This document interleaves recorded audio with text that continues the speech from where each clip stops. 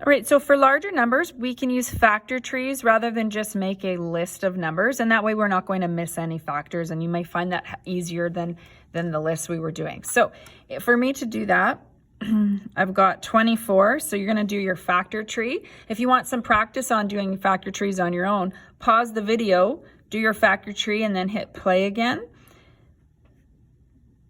So I'm going to use 12 and 2. Again, there's lots of options.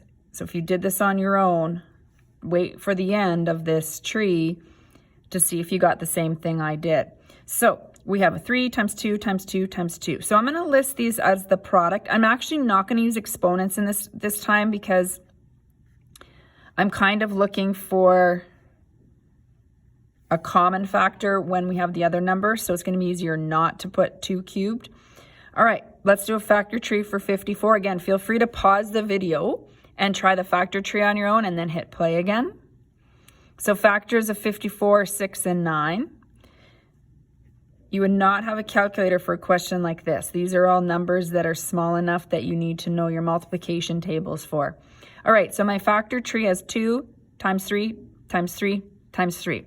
So what I'm going to do is I'm going to put this list now down here. Okay, so this was from my first tree.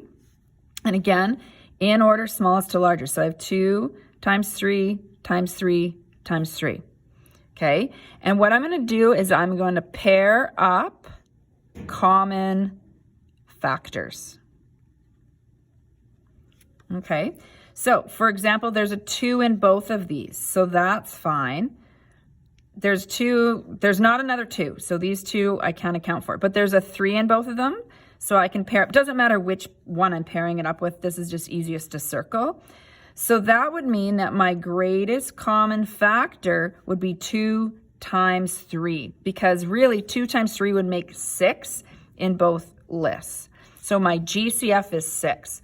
Again, these aren't huge numbers, but you can tell that 6 is going to be the largest number that goes into 24 and 54. So it's still a number that you could have maybe listed all of the factors, but it will sort of save you time.